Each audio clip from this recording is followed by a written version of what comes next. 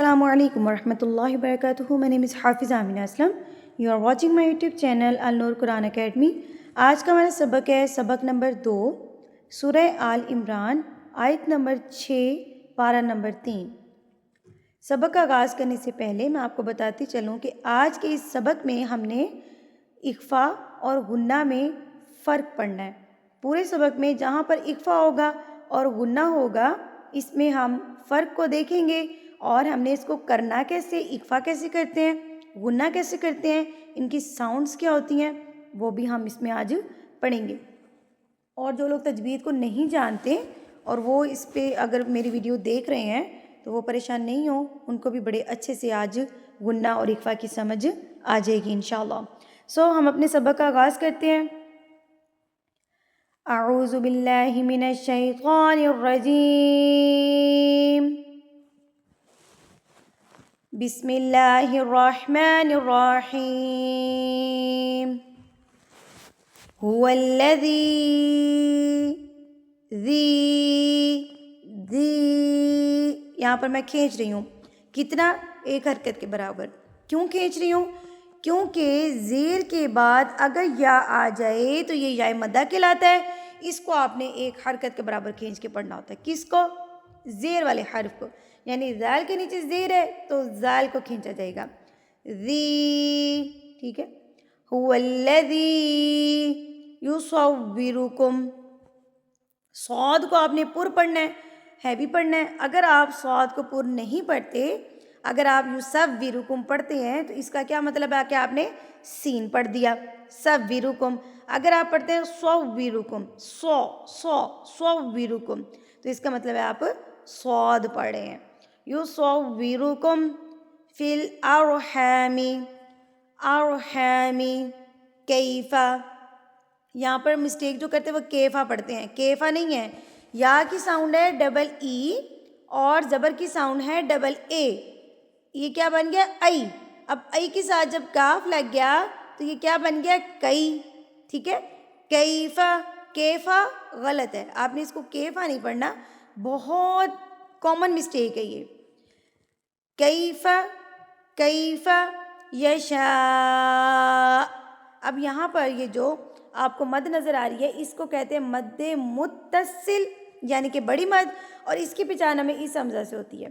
کل کے سبق میں ہم نے مد منفصل اور مد لازم کو جانا تھا. آج یہاں پر میں متصل کو بیان کر رہی ہوں کہ اس مد کے بعد اگر آپ کو یہ حمزہ نظر آ جاتی ہے تو اس کا مطلب ہے کہ یہ بڑی مد ہے، مد متصل ہے. اس کو ہم نے کتنا لمبا کرنا ہے؟ 4 حرکات کے برابر. اب سوال یہ ہے کہ 4 حرکات ہمیں کیسے پتہ چلیں گی؟ تو اپنے ہاتھ کی 4 انگلیوں کو بند کر لیں اور 1 بائی 1 کھولتے جائیں، ایک کو کھولتے جائیں. جتنا ٹائم آپ کو 4 انگلیاں کھولنے میں لگے گا اتنا ٹائم آپ نے یشاء کو کھینچ کے پڑھنا ہے. هو الذی یصورکم فی الارحام کیف یشاء. لا الہ لا. یہاں پر یہ جو چھوٹی مد ہے مد منفصل، اور اس کی پہچان ہوئی ہے ہمیں اس حمزہ سے، یعنی کہ زبر زیر پیش والا الف جو ہوتا ہے وہ الف نہیں رہتا، وہ حمزہ بن جاتا ہے. تو اس مد کی پہچان یہ ہے کہ ان تینوں میں سے کوئی نہ کوئی یہاں پر آ جائے گا. تو اس کا مطلب ہے یہ مد منفصل یعنی کہ چھوٹی مد ہے، اور اس کو آپ نے 3 حرکات کے برابر کھینچ کے پڑھنا ہے. لا الہ الا هو العزیز الحکیم. هو الذی انزل. انزل. اچھا یہاں پر اخفا اور ہے. اخفا، حروف اخفا کیا ہے؟ اخفا کا مطلب کیا ہے پہلے ہم یہ جانتے ہیں. اخفا کا مطلب ہے چھپانا. کس کو چھپانا؟ نون ساکن اور تنوین کی آواز کو. نون ساکن اور تنوین کی آواز کو چھپانا. کہاں پہ چھپانا؟ ناک میں چھپانا. کیسے چھپانا ہے؟ کہ آپ نے جب نون کی ادائیگی آپ کرتے ہیں، جب آپ اس کو ان پڑھیں، ذرا ان پڑھیں، آپ کی زبان کا کونا اوپر جا کے آپ کے تالو کے ساتھ لگتا ہے. لیکن جب آپ نے اخفا کرنا ہے تو اپنی زبان کو اوپر نہیں لگنے دینا. اپنی چاروں داڑوں کو اگر تو آپ جوڑ لیتے ہیں یا ہوا میں اپنی زبان کو چھوڑ دیتے ہیں تو زلا یہ اخفا ہے. انزلہ میں نہیں پڑھی، ان نہیں پڑھی، میں پڑھی ہوں انزل انزل انزل، اکفا کا مطلب ہے چھپانا. کس کو؟ نون ساکن اور تنوین کی آواز کو ناک میں چھپانا. کتنا چھپانا ہے؟ ایک حرکت کے برابر. ایک انگلی کھولنے میں جتنا ٹائم لگتا ہے 1 سے 2 سیکنڈ. انزل علیک الکتاب منہ آیات. اب یہاں پر دیکھیں، پہلے ہم نے اکفا پڑھا ہے، اب تم یہاں پر کیا ہو رہا ہے؟ غنہ. غنہ کس پہ ہوگا؟ 2 حروف پہ ہوگا. میم جس کے اوپر تشدید ہو، نون جس کے اوپر تشدید ہو،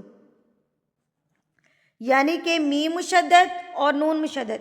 میں آسان الفاظ اس لیے استعمال کرتی ہوں کہ جن کو تجوید نہیں آتی یا جن کو عربی کی سمجھ نہیں آتی ان کے لیے آسانی ہو جائے، ان کو بھی اچھے سے رولز سمجھ میں آ جائیں.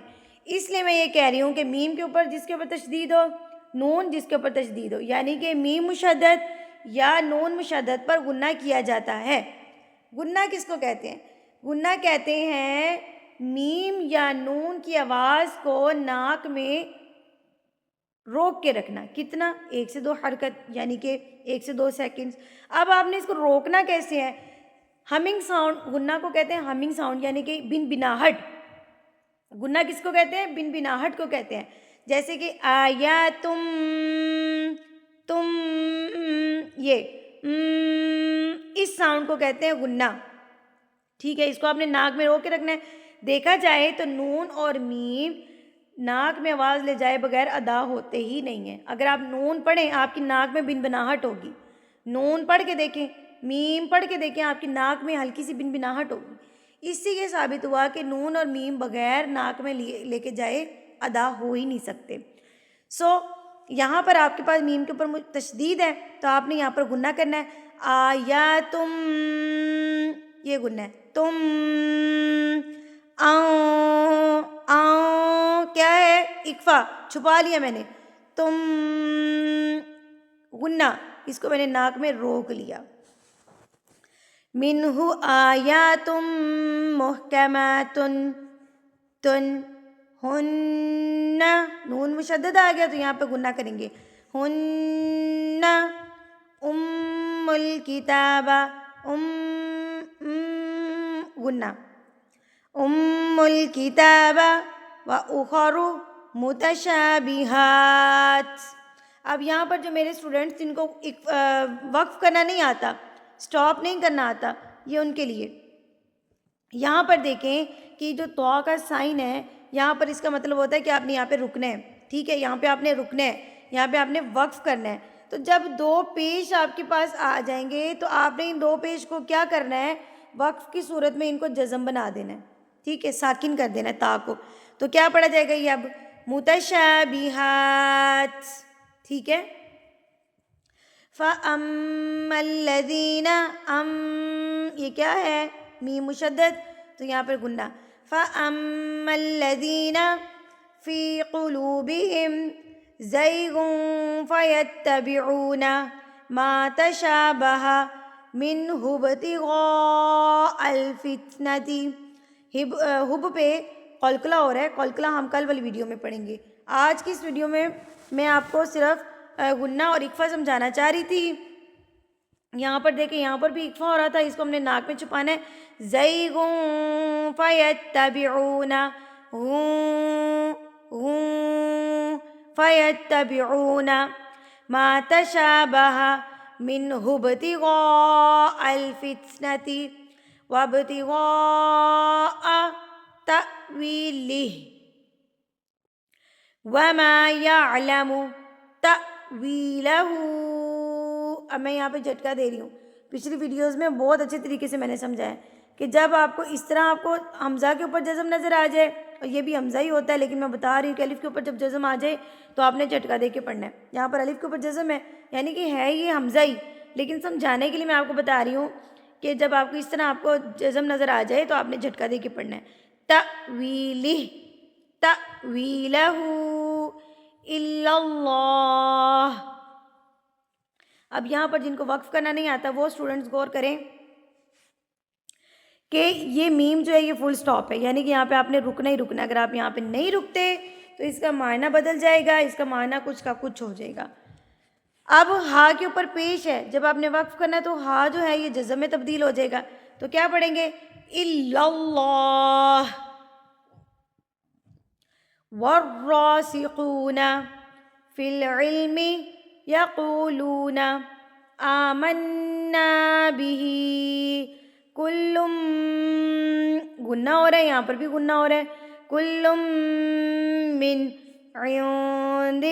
عند اخفا ربنا وما یذکر، پہلے یا زال سے ملے گا، پھر زال کاف سے ملے گا، یذک یذک یذک یذکر الا اولو الالباب، باب پہ قلقلہ، باب ربنا لا تزغ قلوبنا بعد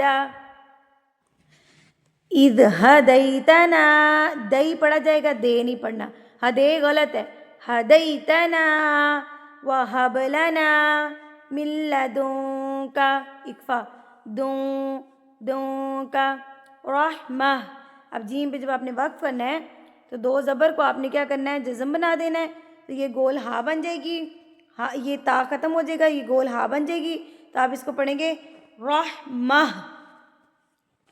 انک انت الوہاب۔ اب یہاں پر دیکھیں ان پہ گنہ اور پہ اکفا، ان پہ ہم نے آواز کو ناک میں روکا اور پہ ناک میں آواز کو چھپا لیا، انت الوہاب، واو پہلے ہا سے ملے گا، پھر ہا زبر کے ساتھ پڑھا جائے گا، وہاب، ربنا انک جامع الناس لیوم لا ریب فیہ، یوم لا ریب فیہ، زیر جو ہے وہ جزم میں تبدیل ہو جائے گی جب آپ یہاں پر وقف کریں گے تو، ان اللہ لا یخلف المیعاد، میعاد، دال جزم بن جائے گی، اور جب دال پہ جزم ہوتی ہے تو دال پہ وقف کیا جاتا ہے، دال پہ قلقلہ کیا جاتا ہے، میعاد۔ الحمدللہ ہمارا پارہ نمبر 3 کا سورہ آل عمران کی 9 آیات مکمل ہو گئی ہیں۔ اگر آپ کو اقفا اور غنہ میں صحیح سے سمجھ آ گئی ہے تو مجھے کمنٹ سیکشن میں لازمی بتائیے گا، ورنہ ہم کل پھر اس کو پڑھیں گے انشاءاللہ سے۔ اگر آپ کو سمجھ آ گئی ہے تو مجھے کمنٹ سیکشن میں لازمی بتایا کریں، تاکہ مجھے آئیڈیا ہو کہ میرے اسٹوڈنٹس کو سمجھ میری آ رہی ہے، یا مجھے کمنٹ سیکشن میں یہ لازمی بتایا کریں کہ مجھے اگلا رول کون سا پڑھانا چاہیے جس کی آپ کو سمجھ نہیں آ رہی، تو میں وہی رول اگلے سبق میں انشاءاللہ اپلائی کر کے آپ کو سکھاؤں گی۔ اگلے سبق تک کے لیے مجھے اجازت دیجیے، وآخر دعوانا ان الحمدللہ رب العالمین۔ السلام علیکم ورحمۃ اللہ وبرکاتہ۔